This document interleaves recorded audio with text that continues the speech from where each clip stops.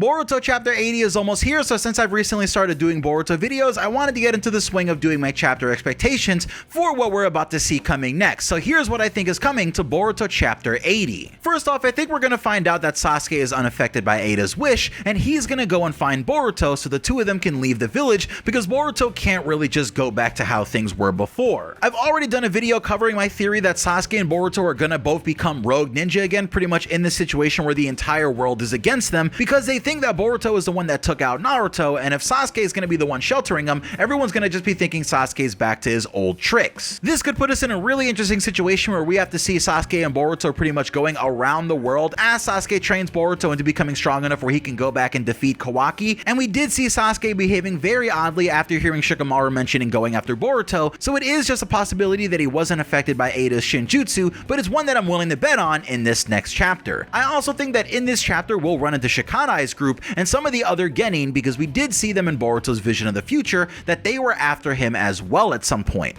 This could give Mitsuki enough time to catch up with Boruto as well as Sarada, and with Sarada being one of the characters that we know is unaffected by this, how likely is it that Sarada will be there to say something to the others or just enough to get them to start to doubt, so that later on it'll be easier to free them from the omnipotence rewrite. I think depending on how this section goes though, we'll also find out whether Sarada is staying in the village or leaving with Boruto. I think in chapter 80 we'll also be seeing Himawari at some point, because don't forget that Himawari did get hyped up by Damon as being someone who should be very impressive eventually, but now she's in a situation very similar to Naruto where she doesn't have either of her parents and she's more or less an orphan, especially if she's also unaffected by Eida's ability, because then she would remember that Kawaki isn't actually her brother and might have to either play it cool as she tries to figure out what's going on, or she may even just be ostracized by the rest of the Leaf for denying Kawaki is an Uzumaki and treated very much like Naruto was in part 1. We'll probably learn even more about Eida and Kawaki's ability as we see Kawaki return to the Leaf Village with Eida completely worn out, and whether it's from Momoshiki, Amado, or just Eida herself, I do expect us to get a little more information on what exactly it was that she did as we see more and more people that have been affected by it and start to see the changes that this one rewrite could have caused for all of humanity. Because while it's true that Kawaki has now taken over Boruto's life and they've completely switched places, it's also possible that if there are any negative aspects of being Boruto that existed before,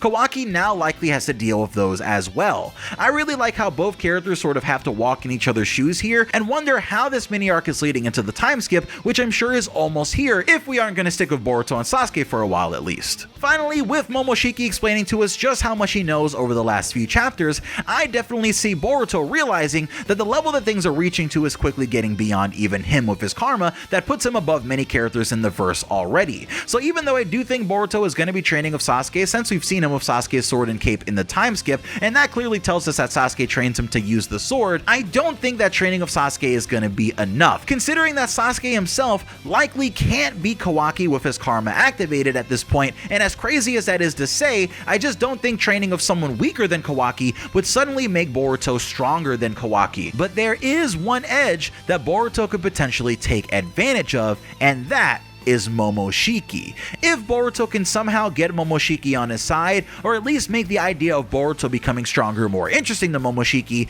then I wonder if Boruto can manage to get Momoshiki to train him in using all of the different Shinjutsu abilities that apparently Momoshiki knows all about. Shinjutsu just seems like an incredibly integral part of where things are going, as it sets up an even higher level to Naruto battles, so I definitely think that if we're ever going to be seeing Shinjutsu battles, which I think we probably are if Shibai ever comes down from the heavenly realm to spank all the ninja, I'd like to believe that Ikemoto and Kishi wouldn't leave Boruto out of it. So I do expect Boruto to learn at least one Shinjutsu technique that he can maybe build on like Naruto did with the Rasengan or the Shadow Clones. Next, if you want to learn more about my theory of Boruto and Sasuke going rogue, click the card on the top right and I'll catch you there.